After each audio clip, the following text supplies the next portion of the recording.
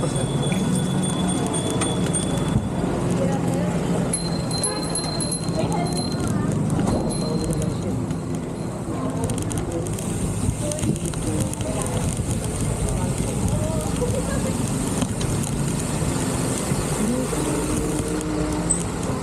Ngayon pa siya sumabay, sana inantay niya na lumabas lahat.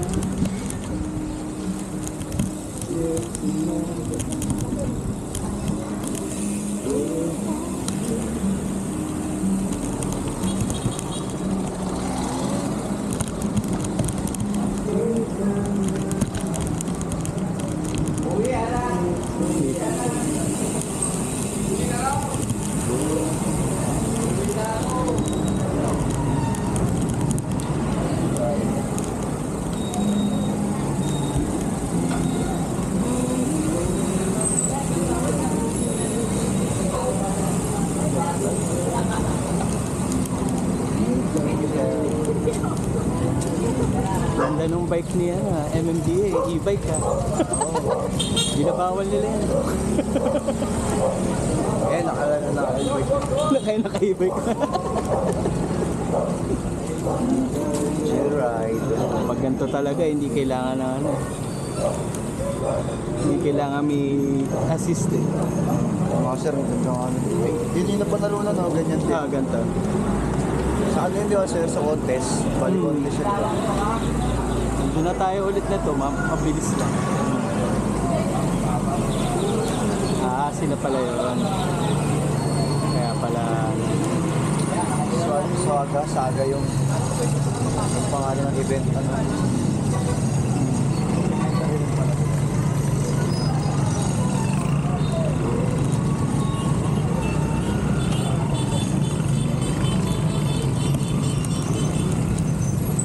Di ba sir, yung reporter yung dati, yung nagsalita? Hindi ko kilala eh. Parang kayo nga sa ano, yung magang na ganun. Sino yung lalaki? Babaeng nagkaroon. Ah, hindi Babaeng ko. matangkad. Hindi ko kilala. Lumiban na siya ng ano, government. Thank you.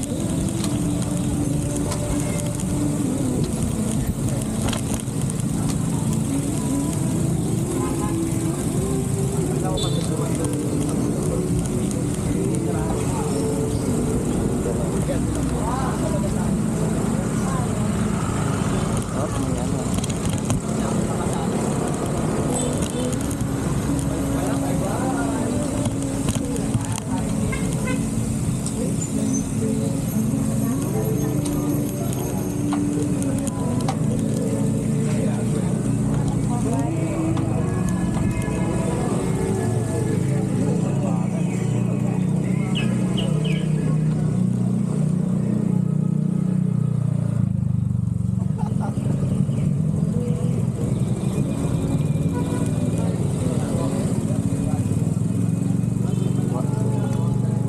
Kaliwa, tas kaliwa yata ulit. Ano siya ito pa river bang or angat? Hindi, pero kaliwa, tas tatawid tayo doon sa Bonifacio. Ay, lalim. Angat. Tatawid na tayo lalim. Oo. Sarado pa yun yan. Ito sana dyan.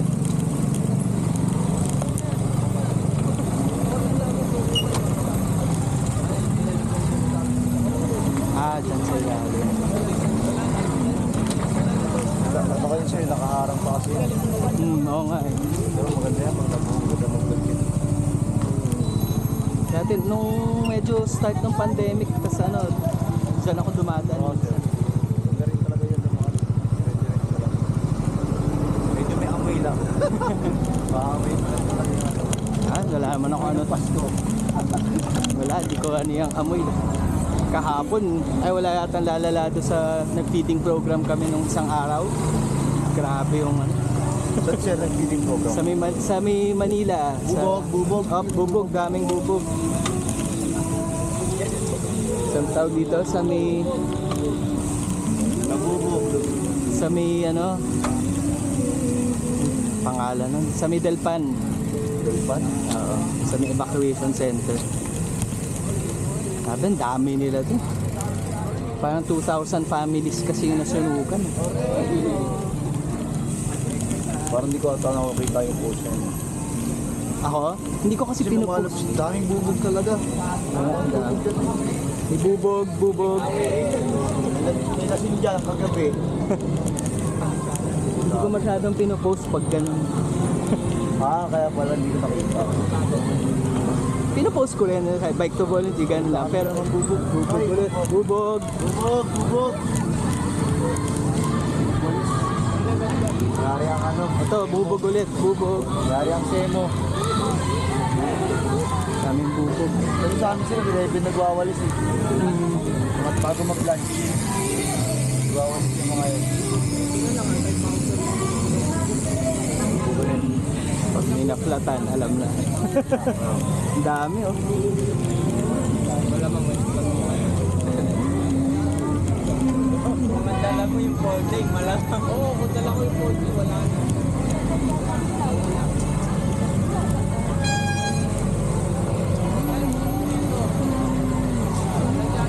Wala pang semo eh.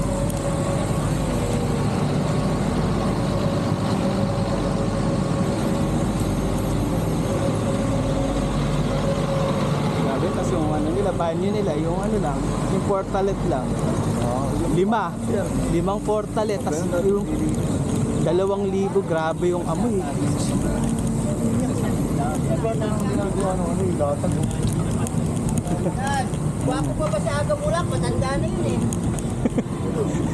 Pero nag-bike yun sir, siya lang ngayon. Nga. Active siya ulit eh. Active Para ulit. may ganap yung ano niya Eh, baka kasi ano, para Para siya nag-bike. Binabalik niya lang ulit. pinabalik ko. Ganun lang anak ko siya, baka siya. Ang kambal na. Galing siya atake. Bakit hindi naman ganun maganda dati? Hindi naman talaga. Sir, ano, no? Yun yung LGU nun. Di ba dapat pinalo nila yun? Yung, Yun, yung sobrang dami na yun. Sa Marikina, di naman tumatagal yung ganun. Ako na taga dito ako eh. okay lang. Ito pala yung pahon na sinasabi.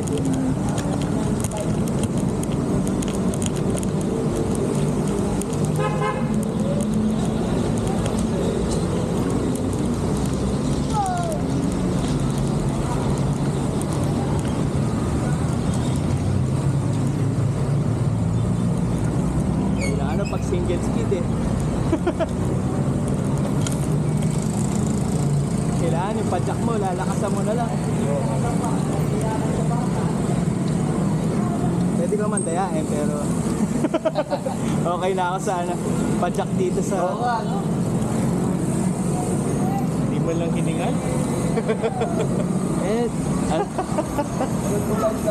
yun yung ano, yun yung isang ano tawag dito. 2 lines daw. 2 lines. Si, ano na kayo? Sige mo, naka na. 2 lines. Hindi, yun yung isa sa misconception sa ano eh. Sa pedal assist biking. Meron pa rin.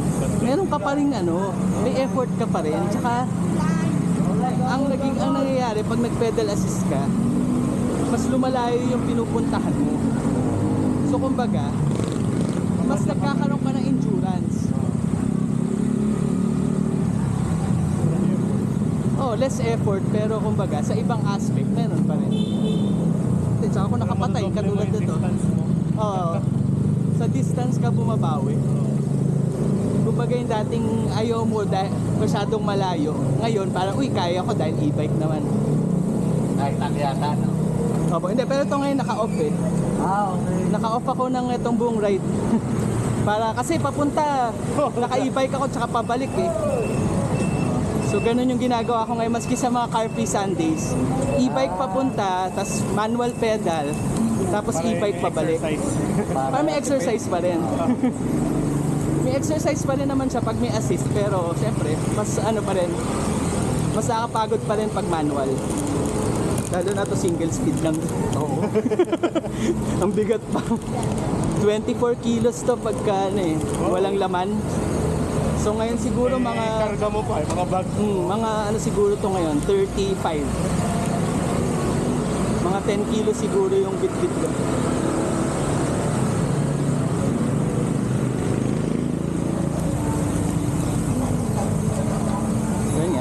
Wala lang, medyo sanay lang. Sabayan mo rin ng breathing. Hindi nyo isang nun eh. Pag regulated yung breathing mo, medyo mas hindi ka mapapagod. Sabi nila sa nose daw, try mo lagi sa nose. Para mas, Pwede naman sa bibig pero pa-exhale. Para yung yung energy maano mo rin. Pero inhale syempre sa nose kasi mas filtered.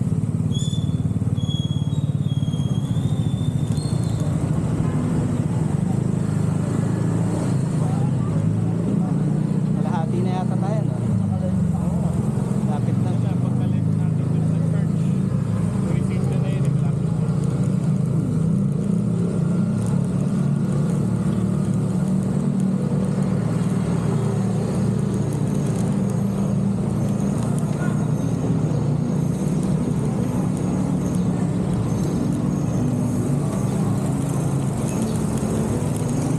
Parang 9 kilometers ang natin.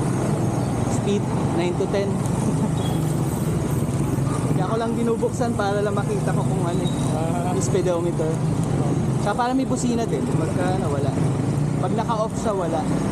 Pero naka-off yung assist. Zero yung niya, naka-zero.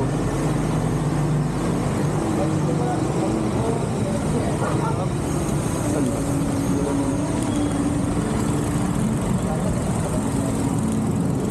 Kasi nandito yung bike lane.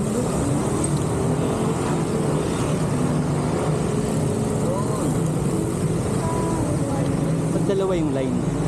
Ito kasi yung bike lane sa Ito, maliit. ano to? Ito parking. Ah, So, pag may seat ba, so, bike lane ito na pag hindi ka marunong, pwede ka hampasin ng pinto. Oo, yun din. Gugulatin ka. Di ba? Oo. Walang dooring to oh. Walang May space dooring, tawag dito? Hindi, wala siyang provision for dooring. Kasi dapat meron yun. Meron pa rin.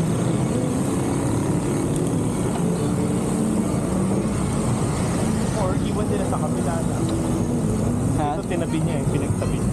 Oo, or ginawa mong barrier yung parking. Oo. Imbis na nilabas mo yung bike, siya yung nasa loob.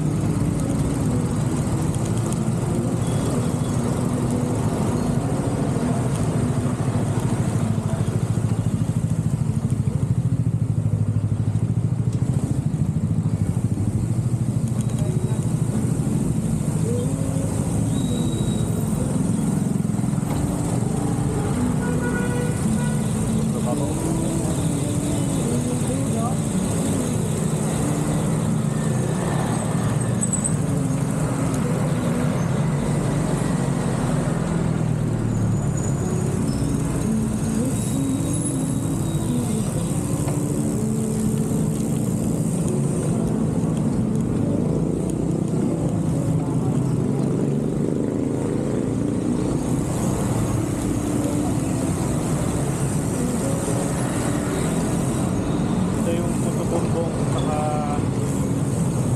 ibigta. Hindi ka pala pwede rin nun. Na Puto-bumbong ay, puto bongbong pwede, bibingka, exalted eh. bibingka yung hindi.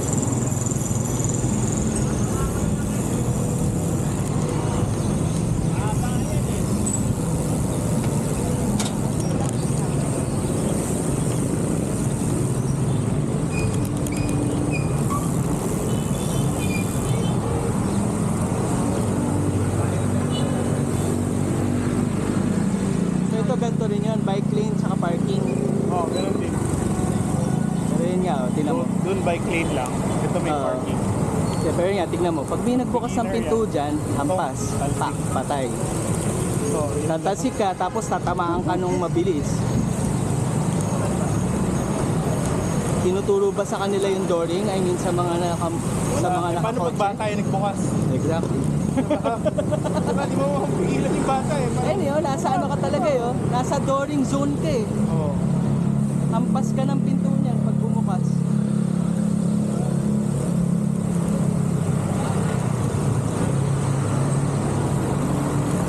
Sabihin wala kang disiplina pagka lumabas ka dito.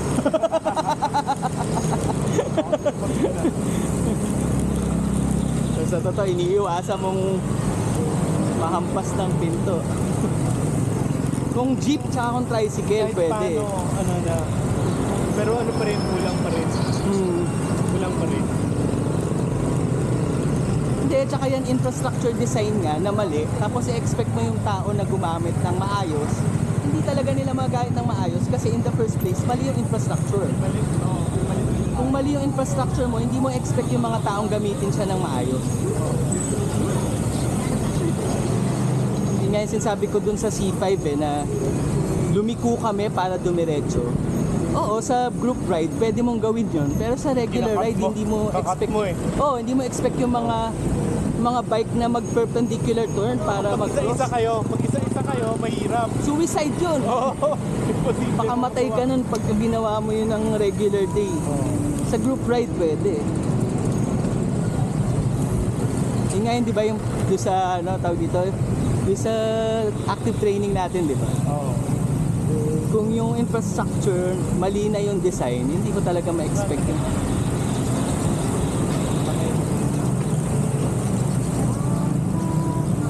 Doon yan, oo. Yung kuya, naka-e-bike. Post ko nga, MMD yun ng e-bike. Una nga sila eh. Ano palang MMDA ng mga nakabike? No? Actually, maraming MMD na nakabike. Talaga? Oo, ang dami ko nakakasabay. Doon nga ako na, Higher up. oo, doon ako na frustrate kasi marami sa staff nila nagbabike to work. Oo. Tapos hindi nyo sila bigyan ng proper Yung mga boss na hindi infrastructure. nagbabike. Oo. Naka-aircon kasi tas puro reklamo bakit paano daw magbabike. Eh mga empleyado mo nagbabike kaya. 'Di ba? Napakinggan mo ba 'yon? Yung keso papawisan daw dapat hindi daw bagay sa Pilipinas, sabi ni Pagkumulan. MMDA chairman. Oo. Ay, yung mga tauhan mo nagbabike, eh, ikaw lang hindi. Nakaliwat. Marami sa MMDA nagbabike. Ang dami ko nakakasabay.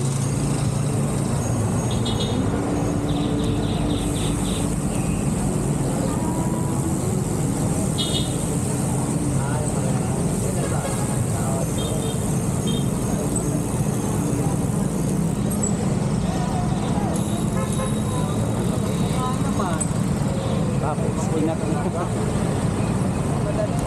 Emergency. Tatae. Hazard na lang.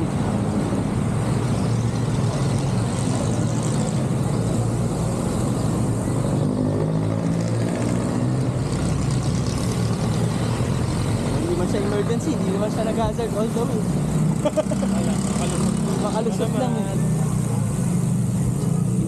Isa rin yan sa ano eh. Sa akin na natawag dito.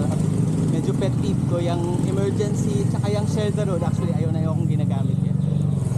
Kasi yung share the road, binaliktad na eh. Ay, ibig sabihin ng share the road, mag-ingat ka sa daan, lalo na sa pagmamaneho kasi baka may bisikleta. So, bigyan mo sila ng sapat na espasyo, di ba? Maging responsable ka. Hindi, ngayon, ibig sabihin na ng share the road, uy, may bike lane, pwede na kami dapat dyan. Share tayo. Share nyo naman, oo. Kala ko ba share? Mahirap sabihin. Kaka-stress eh. May mga comments ka ba? Kahapon lang eh. Kahapon may kausap ako, pinipilit niya yung right arrow. Di ba traffic light? Tas right na red arrow. Pwede daw kumanan. Basta walang nakasulat na no right turn on red. Ha? Kaya nga siya specific eh, kasi hindi na kailangan isulat yun eh. Tas hanggang sa ang ano niya, kaliwa. Dahil na siya, talo na siya sa pinakitaan ko na siya ng LTO eh. LTO na ito yung sinasabi mismo ng LTO. Biglang ay hindi, bawal ka diyan kasi walang bike lane. Ay nako. Sakit sa ulo. Ha? Ano yan? Hinuhuli ba yung mga bike? Wala naman kasing ganun eh. Ano lang yun, Parang gawa-gawa lang ng mga may motorista penalty na... ka ba? Hindi, wala nga ganun eh. Yun na nga yung point eh. Walang batas na bawal kang lumabas sa bike lane.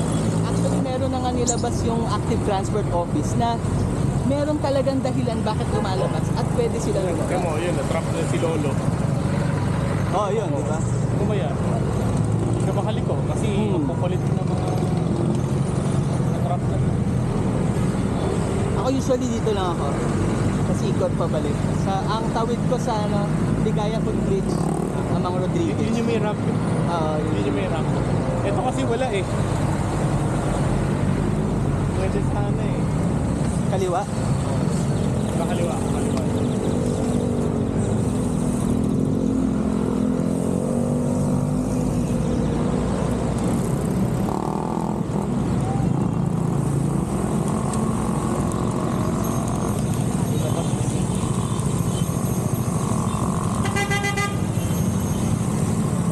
Pero mas okay ang e-bike kaysa motor.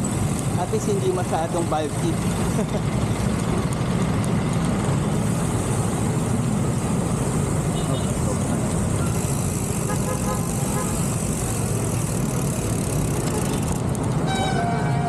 Saan tayo? Doon na yung, ano eh. Kakaliwa? hospital eh. Yung may ginagawa na building. Yun na yung hospital. Ah, okay. So, isang corner na lang. Baka kumukuha lang sila ng pang video. Dalawa lang daw, dalawa.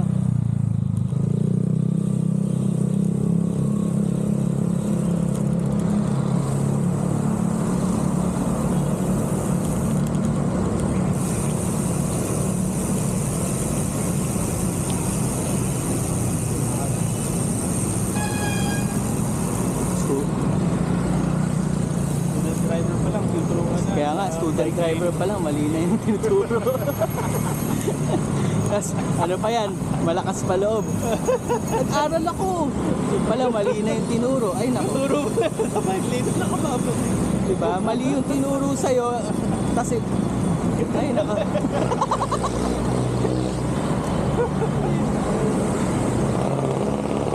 Diba yun yung problema sa atin eh. Hindi na nga kulang sa education, mali na yung Mali na yung tinuturo. mali na yung tinuturo. Kanya-kanyang belief na yun. Kaya ako palagi ko inaano, basahin niyo yung LTO manual, basahin niyo yung kasi 'di ba? Yun ang Hindi, sinusunod. dapat sa school pa lang tinuturo. Actually, Dapat meron ganun eh. hindi naman technically sa driving, more on sa road safety Being a principles. pedestrian, Oo. cyclist. Di ba yung sa di ba meron silang yung sa Netherlands, di ba yun nga yung pinakita nila, merong Yung education. campaign nila. Ah, Oh.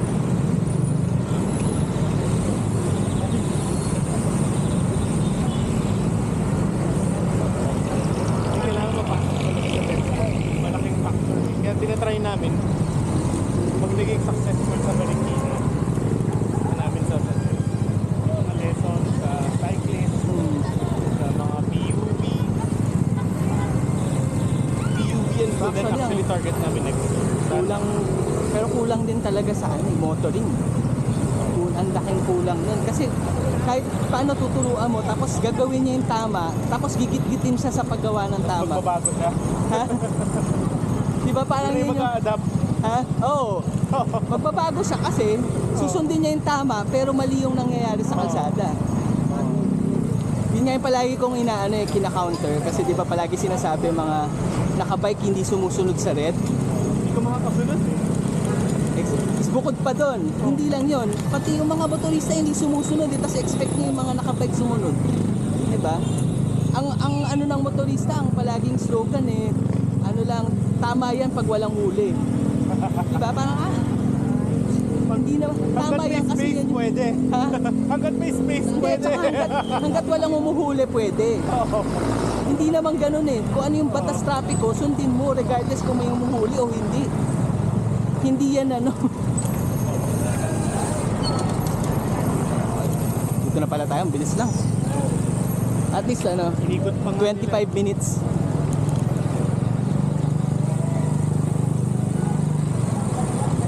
Bike lang, bike lang, bike. Bike lang, bike.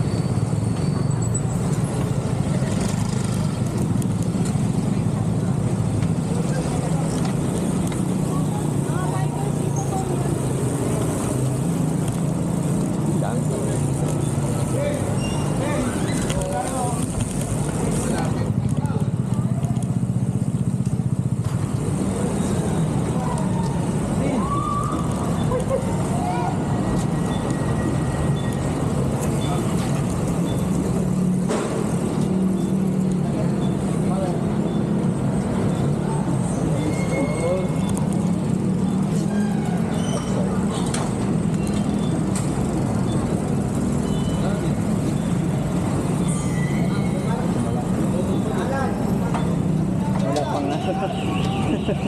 Para lang may paglakan.